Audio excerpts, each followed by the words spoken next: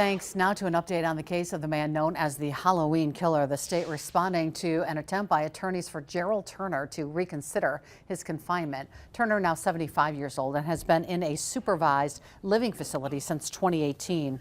That's when he finished his prison term for the sexual assault and murder of 9-year-old Lisa French during trick-or-treating in 1973. The court determined he was still a danger to the public. The state filed its arguments against his release today, contending there are procedural issues with the request, but also that there is probable cause that Turner is, quote, a sexually violent person, end quote. Turner will be back in court on July 8th for hearing on those arguments.